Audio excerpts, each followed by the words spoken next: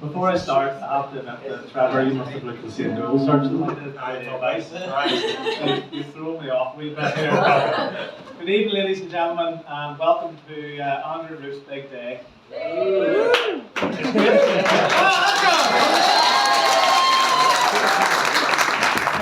great to see everyone here enjoying themselves after a mental year we've all had. But I must admit, I do feel slightly under pressure and a bit on trial. As Moll's told me, if I do a good job, he'll let me be best man this next wedding.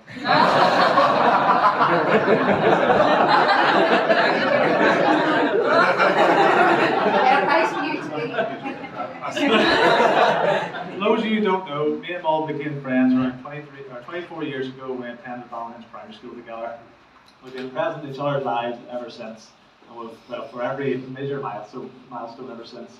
Having said that, I think I'll let you hit the kids' milestone before I do. So before we go any further, I'd like to actually read out a message that was sent in by one of Andrew's friends who couldn't be here. Quite a new group of friends, in fact, which did surprise me. Andrew, it's been great having you in training. You really are a steadfast player, and we firmly believe that you'll be a credit to the Once team. I know you've struggled with your time at Ballinhinch, but we feel that you'll be a great fit here. Have a great day. Gardy Once. Now, Ruth, I don't want you to be worrying about the rest of the speech. Moll came over to my house the other day and he said, made sure that I was not to include anything bad. He made the point and asked me not to mention any of his ex-girlfriends. Now, you'll all be glad to hear that I've cut that bit from the speech, but it's only shortened it by about 3 seconds. For this next bit, I'm going to need my good friend Scott here to help me. You'll be glad to hear it's time for a trip down memory lane.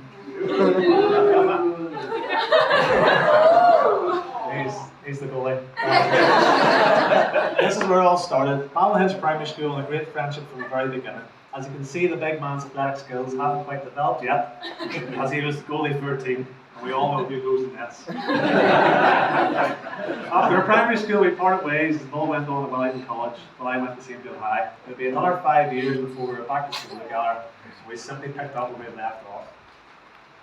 In hindsight, there was no better time to join forces again. We were right on the cusp of turning 17 and both ready to get out in the big bad world. We were just waiting for that starter pistol to fire and the auction castle was our first campaign. We thought we were the big lads heading this auction with a few tins of cider. Moll's big trick back then was to carry a lighter even though we didn't smoke. I asked him why he had it. He gave me, as I like to call it, the Holland stare. In fact, I'd like him a home. I explained it was his way to start off a chat with a few women when they had no lighter. If I remember correctly, the exact lines were, "Well, hello ladies, fancy a light?" He really was a modern day knight in shining armour. As you can imagine, between the years of 17 and 22, it was the time for the big man to find himself. Many a night out were had with some of Moll's most memorable outfits being displayed on Halloween. Believe it or not, Robin is actually in the crowd here today, and Scott said he gave him his phone first. Obviously, as the years rolled by, Moll wanted to express himself in more and more diverse ways. Strangely, I actually think the pants suits him quite well. A real life Paulie D. If you thought Paulie D looked bad, then I'm not sure what you'll think of the next one. Ladies, please go to the ordinary line from McLovin. As you can imagine, being in your late teens is not all it cracks up to be. You have to start working, do whatever jobs you're going. I think the face says it all. 12 hours shifts and 2 hours of sleep will never work.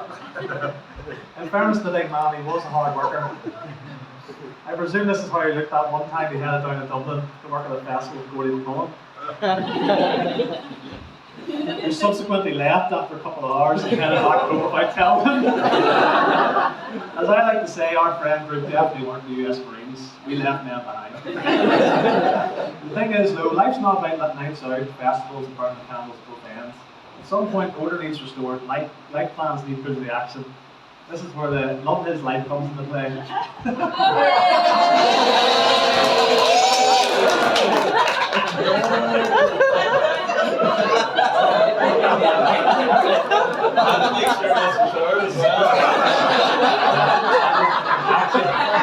I actually double checked before I left the house this morning. go through Facebook. Now, it's commonly believed that once you're in a relationship, it's easy to let yourself go. But not our Mo. He kept himself razor sharp and dangerous. Maybe this relationship had too much of an effect on him. Out went the Holy Land's dweller, and in came the refined gentleman with a taste of the fire. Now, it wasn't all fun and games. Ruth ensured that Andrew found some time in the future. Even back then, he was prepping for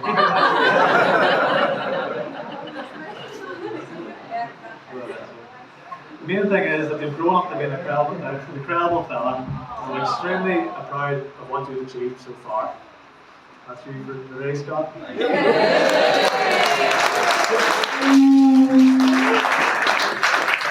Now, before I finish, I'd like to offer some advice to newlyweds.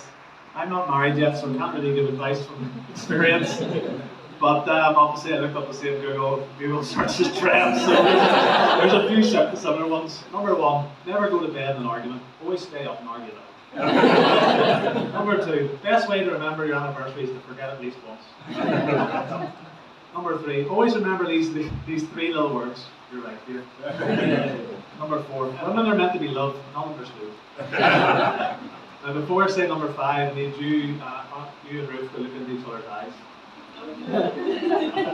Statistically, you're staring at the person most likely to murder you. Always remember that. Number six, always get on with your mother-in-law. Now, I haven't spoken to my future mother-in-law in 12 months. Not because I don't like her, just because I don't like interrupting her. I did practice this speech in front of her. Lastly, I'd like to say a big thank you to the bridesmaids and the fantastic little ones who led in charge down the middle of the church today. You all looked fantastic, although we must all admit that everybody was outshone by how great the group looked. Let me say how lucky you are, Mo. You'll be leaving here today having gained a wife who is warm, loving and caring. A wife who is funny and who radiates beauty wherever she goes. And Ruth, how lucky you are to get to leave here today with gorgeous dress and lovely lunch. To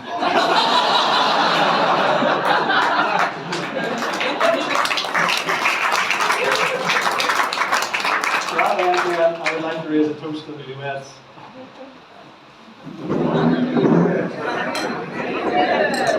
It's been a hell of an adventure so far, and I can't wait to see what the future has in store for you. I love you both, and I wish you the very best for the future.